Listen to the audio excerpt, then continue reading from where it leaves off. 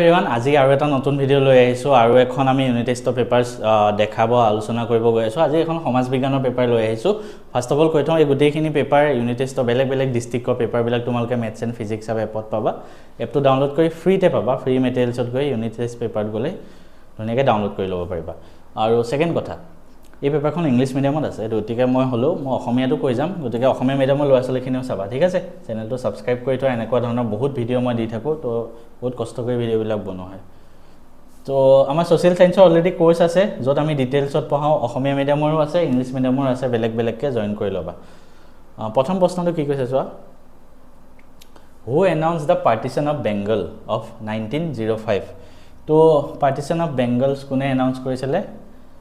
Lord Curzon, ঠিক আছে। 1905 চনৰ লৰ্ড কাৰ্জনৰ দিনত হৈছিলে। কিমান তাৰিখে? 16 অক্টোবৰ তাৰিখে। 16 অক্টোবৰটো মনত ৰাখিবা, যেতিয়া অফিচিয়েলি আহিছিলে, সেইটো আমাৰ ভাৰতত জাতীয় শোক দিৱস হিচাপে পালন কৰা হৈছিলে। Which movement started against the partition of Bengal? Banga বিভাজনৰ এগেইনষ্টত কোনটো মুভমেণ্ট হৈছিলে? স্বদেশী আন্দোলন।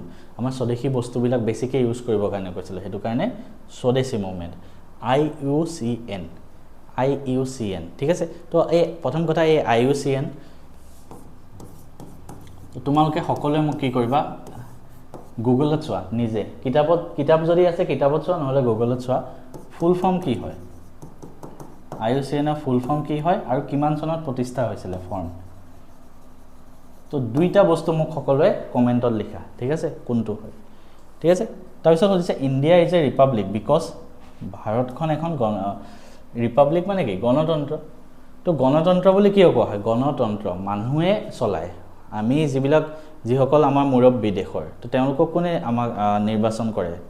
মানুহে নিৰ্বাচন কৰে। যেনেকৈ আমাৰ দেশৰ প্ৰধানমন্ত্ৰী, অসমৰ মুখ্যমন্ত্ৰী, আমাৰ মানুহে ইলেক্ট কৰে, নিৰ্বাচন কৰে। সেইটো কাৰণে the head of the state is elected, নিৰ্বাচন হয়। সেইটো কাৰণে ইয়াক ৰিপাব্লিক অৰ্থাৎ গণতন্ত্ৰ বুলি কোৱা হয়।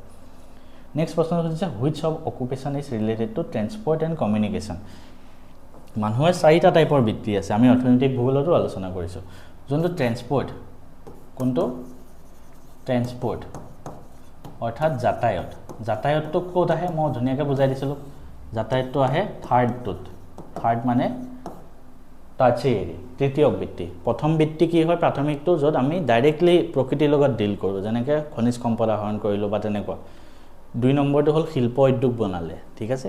দ্বিতীয় থাৰ্ড হ'ল সেই যিবিলাক উদ্যোগ বনালে তাৰ বস্তুবিলাক ট্ৰেন্সপৰ্ট কৰা, ঠিক আছে। আৰু 4টো হ'ল বেংক বা এডুকেশ্যন, এইবিলাক। আই হোপ বস্তুবিলাক তোমালোকৰ ক্লিয়াৰ হৈছে। কোনোবাই যদি বস্তুখিনি ডিটেইলছত বুজিব বিচাৰিছে, গোটেই ছ'চিয়েল ছায়েন্স মই পঢ়াওঁ অসমীয়া মিডিয়ামত, আকাশ ছাৰে পঢ়াই ইংলিছ মিডিয়ামত, complete A to Z everything বুজাই দিওঁ, ঠিক আছে। তো জইন কৰি লোৱা। তাৰপিছত economic geography is mainly related to weather, ocean, space, human economic activity. Option C is the right answer. Muslim league কেতিয়া ফৰ্ম হৈছিলে? মুছলিম লীগ কোন চনত ফৰ্ম হৈছিলে? 1906 চনত, মনত ৰাখিবা। তাৰপিছত বংগমাতা ৱাজ ট্ৰেন্সফৰ্ম ইনটু ভাৰত মাতা। বংগমাতাখন ভাৰত মাতালৈ কোনে ট্ৰেন্সফৰ্ম কৰিছিলে? ভগিনী নিবেদিতা, অৰ্থাৎ চিষ্টাৰ নিবেদিতা, ঠিক আছে। There shall be no' discrimination among the religion. India is a democratic state. দুইটাই কাৰেক্ট হয়। ৰিলিজিয়নৰ ক্ষেত্ৰত কোনো ডিছক্ৰিমিনেশ্যন নহ'ব আৰু ভাৰতবৰ্ষ এখন ডেম'ক্ৰেটিক ষ্টেট, তো দুইটাই কাৰেক্ট হ'ব, ঠিক আছে।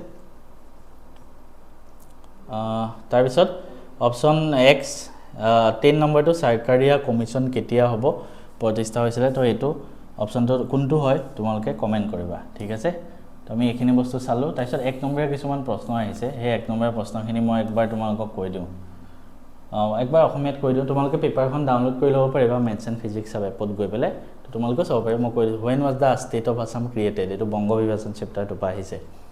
What is mean by quasi federal state? এইটো পলিটি চেপ্টাৰ, গণতন্ত্ৰ চেপ্টাৰটোৰ পৰা আহিছে। What is the introduction of constitution called? যোনটোক প্ৰস্তাৱনা বুলি কোৱা হয়, ঠিক আছে, preamble. What is mean by conservation of resources? সম্পদ সংৰক্ষণ কাক বুলি আহিছে? এইটো আহিছে।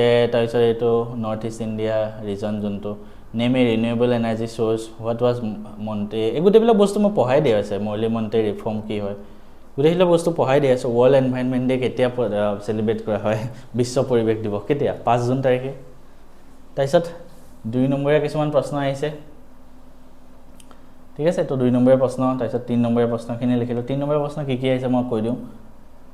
ডিফাৰেন্স লিখিব আহিছে ৰিনিউৱেবল এণ্ড নন ৰিনিউৱেবল তিনিটা ডিফাৰেন্স ঠিক আছে ডিফাৰেন্স লিখিব আহিছে অৰ্থাৎ নৱীকৰণযোগ্য আৰু অনৱীকৰণযোগ্য তাৰপিছত what the role of Rabindranath Tagore swadeshi আন্দোলনত ৰবীন্দ্ৰনাথ ঠাকুৰৰ কি ভূমিকা বহুত ক্ষেত্ৰত আছিলে তেখেতে কেনেকৈ গীতৰ জৰিয়তে মানুহৰ মাজত যেটো স্বাধীন ভাৱ হেতু জগাই তুলিছিল তো এইখিনি বস্তু লিখিবা আমাৰ নোটছত ধুনীয়াকৈ লিখি দিছোঁ write any 3 characteristics of Indian federal system ঠিক আছে ভাৰতৰ যুক্তৰাষ্ট্ৰীয় ব্যৱস্থাৰ তিনিটা characteristic write the objective of Muslim লীগৰ কি উদ্দেশ্য আছিলে মই এইটো বস্তু আমাৰ দিয়া আছে নোটছত তো এই গোটেইখন পিডিএফ যদি ডাউনলোড কৰিব বিচাৰা মেথছ এণ্ড ফিজিক্স এপত গৈ ডাউনলোড কৰি লোৱা আৰু সোশ্যাল সায়েন্স কোৰ্সটো জয়েন হ'ব বিচাৰিলো আমাৰ এপতে ক্লাছ 10 মিনিট গলে ইনৰ ল'ৰা ছোৱালী এই ভিডিওটো চাই আছা তোমালোকৰ জ্ঞাতাৰ্থে জনাও যে তোমালোকৰ কাৰণে আমাৰ এখন কোৱেশ্চন বেংক আছে এপত এই কোৱেশ্চন বেংকখন তোমালোকে ল'ব পাৰা মেথছ এণ্ড ফিজিক্স এপটোত গৈ পেলাই ক্লাছ 10 মিনিট গলে ইয়াতে কি আছে জানেনে এই আমাৰ কোৱেশ্চন বেংকখনৰ নাম প্ৰগতি কোৱেশ্চন বেংক ইয়াতে প্ৰত্যেকটো সাবজেক্টৰ প্ৰত্যেক চেপ্টাৰৰ প্ৰায় 200 মান এমসিকিউ আছে উইথ সলিউশন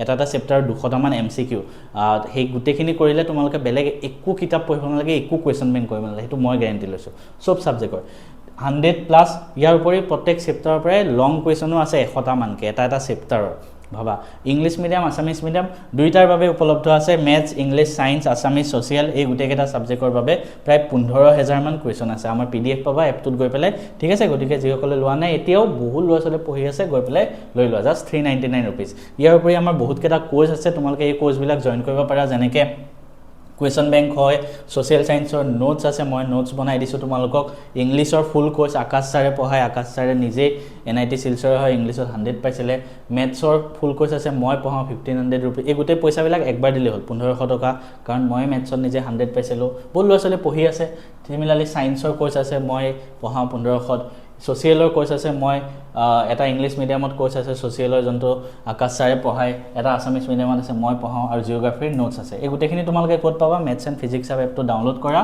তাতে গৈ এই জন্তু 10k প্লাস ডাউনলোড 4.4 ৰেটিং আছে ক্লাছ 10 মেনুত যাবা তাতে গৈ তোমালোকে নিজৰ মৰ্জিমতে কোৰ্সটো পাৰচেজ কৰিলা প্ৰথম কথা এই কোৰ্সটো পাৰচেজ কৰোতে তোমালোকে অনলাইন পেমেন্ট কৰিব পাৰা স্ক্যানাৰ আহি যায় তাতো পইচা দিব পাৰা আৰু আগৰ যিমান বিলাক ৰেকৰ্ডেড ক্লাছ হল সেই গোটেই ৰেকৰ্ডেড ক্লাছ বিলাক তোমালোকে ইয়াতে আগৰ ক্লাছ বিলাকো পাই যাবা কোনবা যদি চোৱা নাই ইয়াতে আমাৰ কোৰ্স বিলাকত কি পাবা জানানে লাইভ ভিডিও থাকিব ঠিক আছে লাইভ ভিডিও থাকিব তাৰ পিছত ৰেকৰ্ডেড ভিডিও থাকিব ইয়াৰ উপৰি তোমালোকক ধৰা মক টেষ্ট থাকিব প্ৰত্যেক চেপ্টাৰৰ পৰা মক টেষ্ট কৰাই দিও আমি আৰু ইয়াৰ উপৰিও তোমালোকক লাইভ ডাউট সেশন লওঁ দেওবাৰে গাইডেন্স দিও আৰু ক্লাছৰ নোটস থাকে যেতে মন যায় তোমালোকে ৰেকৰ্ডেড ক্লাছ খিনিও চাব পাৰা প্ৰত্যেকটো বস্তুৰে মই কেয়াৰ লওঁ আৰু বহু ল'ৰা ছোৱালী যোৱা